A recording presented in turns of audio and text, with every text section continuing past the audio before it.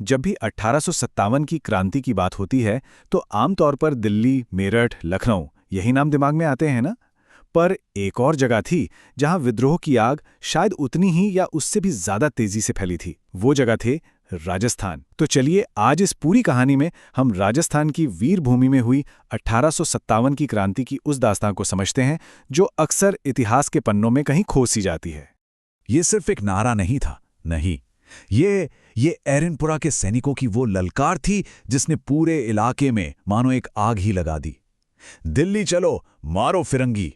सोचिए इन शब्दों में कितना गुस्सा, कितनी तड़प भरी होगी आजादी के लिए, जो उस वक्त हर हिंदुस्तानी के दिल में धधक रही थी। तो देखिए, ये जो क्रांति थी ना, ये कोई एक दिन में या अचानक हुई घटना नहीं थी। बिल्कुल नहीं। ये तो उन ढेरों चिंगारियों का नतीजा थी जो अंग्रेजों की नीतियों की वजह से मतलब दशकों से अंदर ही अंदर सुलग रही थीं। और यही असंतोष धीरे धीरे एक बड़े ज्वालामुखी की तरह फूटने को तैयार था। अच्छा, तो सवाल उठता है कि वो वजहें क्या थीं, मतलब क्या क्या हो रहा था। एक तो अंग्रेजों की हड़प नीति, मतलब सिर्फ इसलिए किसी राज्य को हड़प लेना क्योंकि राजा का कोई बेटा नहीं है। फिर आर्थिक शोषण, किसानों की मेहनत की कमाई का बड़ा हिस्सा भारी भरकम लगान में चला जाता था। ऊपर से हमारे सामाजिक और धार्मिक रीति रिवाजों में भी दखलंदाजी। और इन सब पर जो आखिरी कील साबित हुई वो थी चर्बी वाले कारतूस की घटना। सैनिकों को ऐसे कारतूस इस्तेमाल करने को कहा गया जिन पर गाय और सूअर की चर्बी लगे होने की बात फैली थी। बस यही वो चिंगारियां थी जिन्होंने मिलकर एक बड़ी आग को भड़का दिया। और जब यह चिंगारी भड़की ना, तो इसने एक बहुत बड़ी, एक विकराल ज्वाला का रूप ले लिया। नसीराबाद से जो आग उठी वो इतनी तेजी से फैली, इतनी तेजी से कि देखते ही देखते राजस्थान की दूसरी सैनिक छावनियां भी इसकी लपटों में आ गईं। इस बात से अंदाजा लगाइए कि यह सब कितनी तेजी से हुआ। 28 मई को नसीराबाद में विद्रोह हुआ, उसके कुछ ही दिन बाद 3 जून को नीमच में, और फिर 21 अगस्त को एरनपुरा में भी बगावत हो गई। ऐसा लग रहा था जैसे जैसे एक के बाद एक पूरा राजस्थान ही इस लड़ाई में कूद पड़ा हो। हाँ, विद्रोह तो पूरे राजस्थान में फैला था, लेकिन 2 जगहें ऐसी थीं जो इस पूरी क्रांति का कह सकते हैं कि एपीसेंटर या सबसे बड़ा गढ़ बनी। ये वो जगहें थीं जहां सबसे जबरदस्त, सबसे भीषण लड़ाइयां लड़ी गईं। ये नाम थे आवा और कोटा। पहले बात करते हैं आवा की।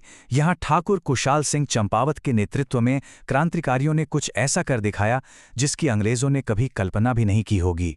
सोचिए, सिर्फ 10 दिन के अंदर 2 बड़ी जीतें। पहले बिथोड़ा का युद्ध जीता और फिर चेलावास का, और दोनों ही बार उन्होंने अंग्रेजों और जोधपुर राज्य की मिलीजुली सेना को बुरी तरह से हरा दिया, मतलब धूल चटा दी। और चेलावास की लड़ाई में जो हुआ वो इस विद्रोह के जज्बे को दिखाता है।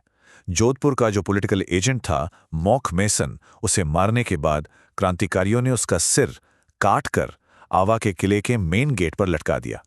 ये अंग्रेजी हुकूमत के लिए मारवाड़ के इलाके में एक बहुत बहुत बड़ी बेइज्जती थी, और ये दिखाता था कि विद्रोहियों के हौसले कितने बुलंद थे। अब बात कोटा की। कोटा में तो जो हुआ वो और भी गजब था।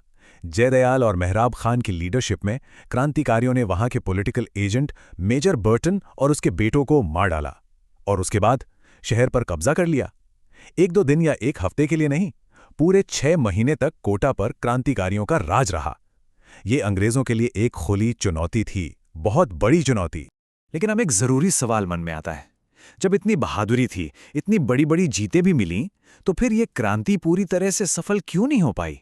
क्या वजह थी? इसका जवाब कहीं बाहर नहीं बल्कि खुद राजस्थान के अंदर की फूट में छिपा था।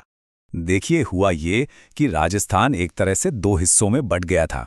एक तरफ थे यहाँ के ज्यादातर राजा महाराजा, वो अपनी गद्दी बचाने के चक्कर में अंग्रेजों का साथ दे रहे थे, और दूसरी तरफ थे ठाकुर कुशाल सिंह जैसे सामंत और आम लोग जो आज़ादी की लड़ाई लड़ रहे थे। तो घर के अंदर ही ये जो फूट थी ना, यही इस पूरी क्रांति की सबसे बड़ी कमजोरी साबित हुई।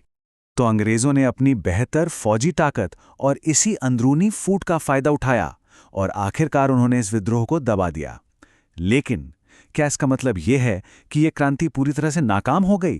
क्या इसका कोई असर नहीं हुआ? चलिए देखते हैं कि इसकी विरासत क्या रही।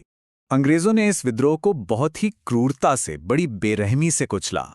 जनरल रॉबर्ट्स की फौज ने कोटा पर दोबारा कब्जा किया, और जो विद्रोही नेता थे जयदयाल और मेहराब खान, उन्हें फांसी पर लटका दिया गया। उधर आवा के किले को तो लगभग तबाही कर दिया गया।